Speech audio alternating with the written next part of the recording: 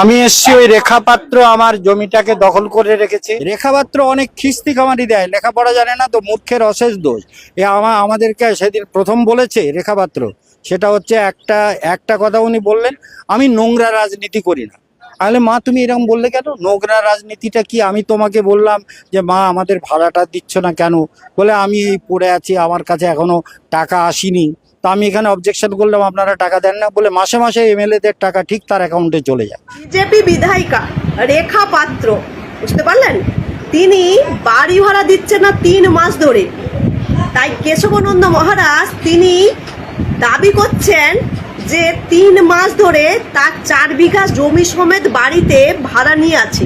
কেউ বাড়ি ভাড়া দিতে চায়নি, তখনও বিধায়িকা হচ্ছে ভোটে জেতেনি, তার আগে থেকে ভাড়া নিয়ে আছে 4 বিঘা জমি, তার সাথে হচ্ছে বাড়ি, বুঝতে পারলেন। 3 মাস হয়ে গেল বাড়ি ভাড়া দিচ্ছে না, কি অবস্থা বলুন দেখি। হ্যাঁ, তিনি মিডিয়ার কাছে বলছে রেখা পাত্র ভাড়া দিচ্ছে না, 70,000 টাকা ভাড়া হয়েছে। আমাদের সেই বিখ্যাত রেখাপাত্র দিদি, যিনি কিনা গরুর জন্ম সার্টিফিকেট চাইছিল, বুঝতে পারলেন। হ্যাঁ, রাস্তায় গরু দাঁড় করে জন্ম সার্টিফিকেট চাইছিল এবং জন্ম সার্টিফিকেট দেখাতে বলছিল, সেই দিদি কিনা ভাড়া দিচ্ছে না। কি অবস্থা! আর কি কি শুনতে হবে বলুন দেখি, এই নিয়ে আপনারা কিছু মন্তব্য করবেন? নেবুখালীতে আমার একটা গেস্ট হাউস আছে, গেস্ট হাউসটার নাম হচ্ছে কেশবানন্দ প্যালেস। সেই কেশবানন্দ প্যালেস আমার নিজের গেস্ট হাউস, 4 বিঘা জমির উপরে 3 তলা বাড়ি।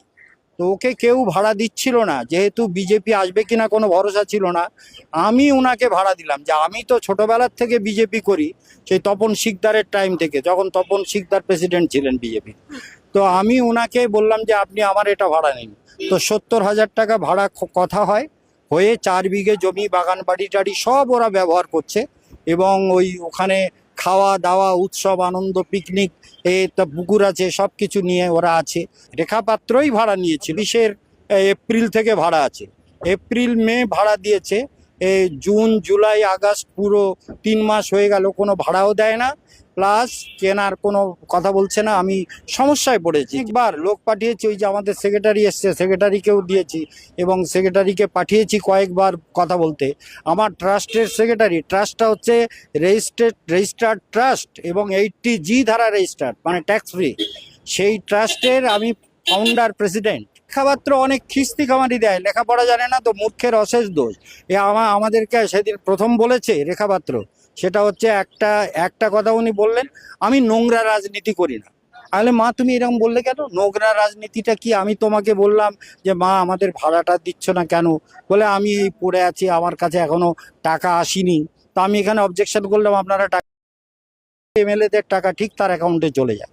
আর তাহলে আমার টাকাটা দিচ্ছে না কেন? রেখাপাত্র ওখানেই আছেন, অথচ না তো জমিটা কেনার কোনো ব্যবস্থা হচ্ছে, না রেখাপাত্র কোনোভাবে মাসিক যে টাকা ভাড়া সেটাও দিচ্ছে না। জনগণনা শুরু হয়ে গেছে, আর এই জনগণনাতে যদি আপনারা 5টি ভুল করেন, তাহলে আপনারা আগামী 10 বছরেও এটা সংশোধন করতে পারবেন না। কি সেই 5টি ভুল, এটাই আজকে আপনাদেরকে ভিডিওতে জানাবো, আপনারা ভালোভাবে শুনুন। এই 5টি ভুল আপনারা কখনোই করবেন না। তার আগে আমি বলে দিই যে এই জনগণনা আগস্টের 1 তারিখ থেকে 15 তারিখ অবধি অনলাইনে হবে। আগস্টের 16 তারিখ থেকে আপনাদের বাড়িতে বাড়িতে এই জনগণনা হবে। অফলাইনে যাদের জনগণনা হবে, বাড়িতে বাড়িতে যাবে অফিসাররা এবং আপনাদেরকে জিজ্ঞাসাবাদ করবে। এর আগের ভিডিওতে আমি এটা জানিয়েছিলাম। কিন্তু কি ভুল করলে আপনারা আগামী 10 বছরেও সংশোধন করতে পারবেন না, সেই ভুলটা আপনারা করবেন না। প্রথম ভুল যেটা, সেটা হচ্ছে আপনার বাড়ির নাম্বার সঠিক দিবেন, একেবারে সঠিক, ভুল করবেন না। আর এই বাড়ির নাম্বারটা আপনারা কোথায় পাবেন?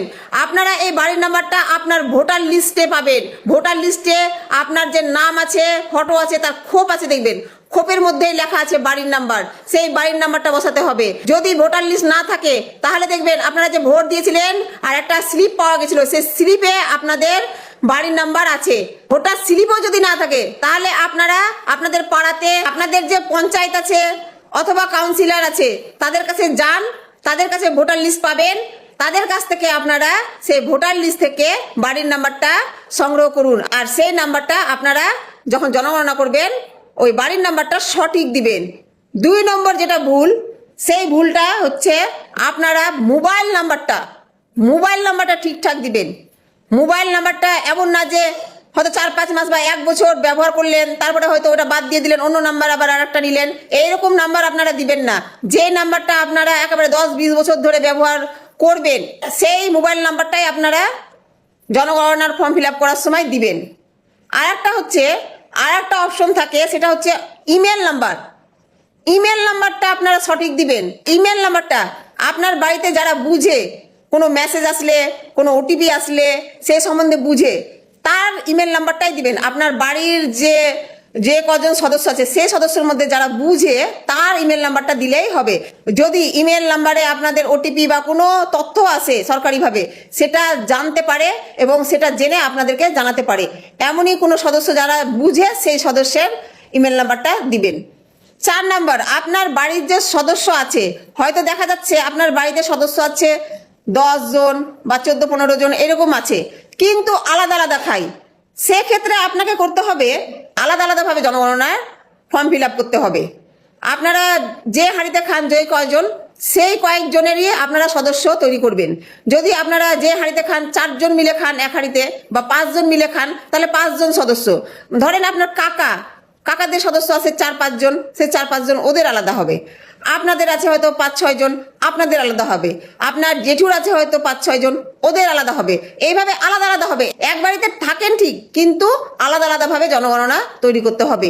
আর 5 নম্বর যেটা, আপনাদের অনলাইনে ফর্ম ফিল আপ করার পরে একটা নাম্বার দিবে, আইডি নাম্বার। সেই আইডি নাম্বারটা আপনারা ভালোভাবে রাখবেন, দরকার পড়লে লিমিনেশন করে রাখবেন।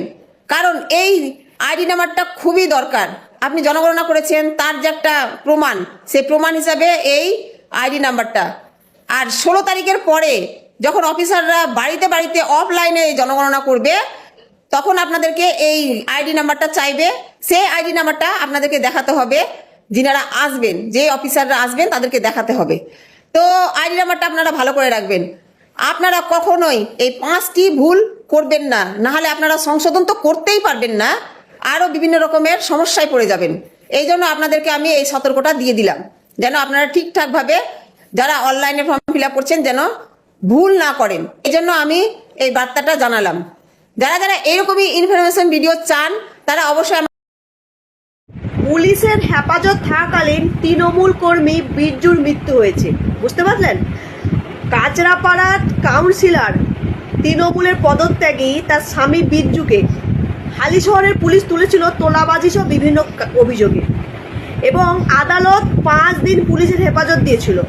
আর তারপরে সেই পুলিশের হেফাজত থাকাকালীন শনিবার মৃত্যু হয় বিরজুর। পরিবারের দাবি এবং অভিযোগ যে পুলিশ এমন মার মেরেছে, বিরজু মারা গেছে, পুলিশের হেফাজত থাকাকালীন মৃত্যু হয়েছে। কি অবস্থা বলুন দেখি, কিছু বলার আছে আপনার আমার? পুলিশের হেফাজত থাকাকালীন একটা মানুষের মৃত্যু হয়ে যাচ্ছে এবং অভিযোগ করছে যে পুলিশ এমন মার মেরেছে, মৃত্যু হয়েছে। এবং তাকে দেখার জন্য যখন প্রাক্তন মুখ্যমন্ত্রী মমতা ব্যানার্জি গেছিল হালিশহর, তখন রাস্তায় ইট পাথর বালি তাকে লক্ষ্য করে ছোড়া হয়। কি যে হচ্ছে আপনারাই বলুন, কিসের পরিবর্তন আর কি হচ্ছে?